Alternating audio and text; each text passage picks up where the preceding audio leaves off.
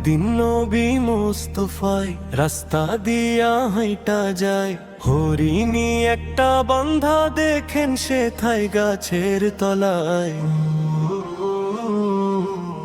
নবীকে দেখিয়া হরিণী কান্দিয়া বলে তখনই, শোনেন নবী গুণমণি আরো যাপনার পায়। আমার দুইটি বাচ্চা আছে সামনের জঙ্গলের মাঝে, দুগ্ধ দিয়া ফিরিয়া আসিব আপনার কাছে এই জায়গায়। নবী আমার অন্তর্যামী, সকল ভাষাই বোঝেন তিনি, হরিণীকে ছাড়িয়া দিয়া হরিণীর জামিন হইয়া নিজে দাঁড়াইলেন গিয়া ওই গাছের তলায়। হরিণী ছাড়া পাইয়া অমনি গেল দৌড়িয়া, বলিল আমি ওড়াল দিয়া যাইব সেই জায়গায়। বাচ্চায় দুধে দিল টান, হরিণী পাইয়া আরাম, সারা দিনের দুধের টানে ঘুম আসিয়া যায়। শেষ হইয়া এলো বেলা, গাছের তলায় রাসূলুল্লাহ, হরিণীর লাগিয়া গেল শিকারি গাছের সেই তলায়। শিকারি ইহুদি ছিল, নবীর কাছে জিজ্ঞাসিল, কে আমার হরিণী ছাড়িল?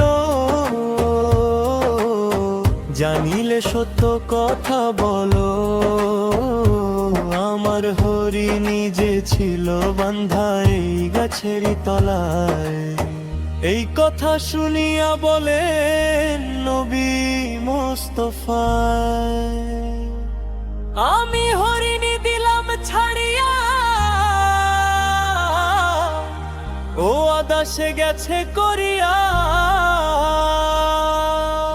বাচ্চাদের দিয়া দুগ্ধ ফিরিয়া আসিবে এই জায়গায়।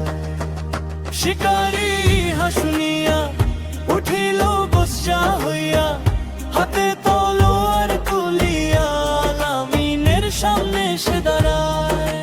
বনের পশু দিলে ছাড়িয়া আর কি সে আসে ফিরিয়া, এই মত কথা তোমারে বলো কে শিখায়? দেখিব 1 ঘন্টার ভিতরে হরিণী না আসিলে ফিরে, যবে হো করিব তোমারে হরিণীর বদলায়। শুনিয়া নবী গুণমণি আজান ফুকারে তখনই, আজান শুনিয়া হরিণীর ঘুম ভারিয়া যায়। বাচ্চাদের কয় ডাকিয়া জন্মের মতো যাই চলিয়া, আমার জন্য আটকাইয়া আছেন নবী মুস্তাফা।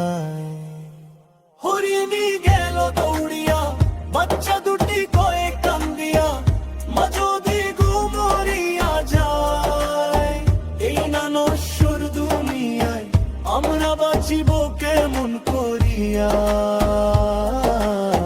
মায়ের সঙ্গেতে যাইব মরিয়া, দুই বাচ্চা দৌড় মারিয়া মায়ের সঙ্গেতে যাই চলিয়া।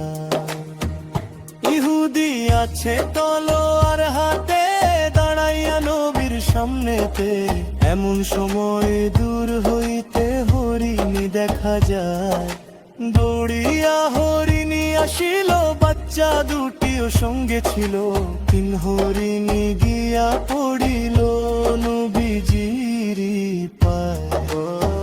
শিকারি হা দেখিয়া রহিল তখন তাজ্জব হইয়া, নবী বলেন যাও লইয়া মনে যদি চায়।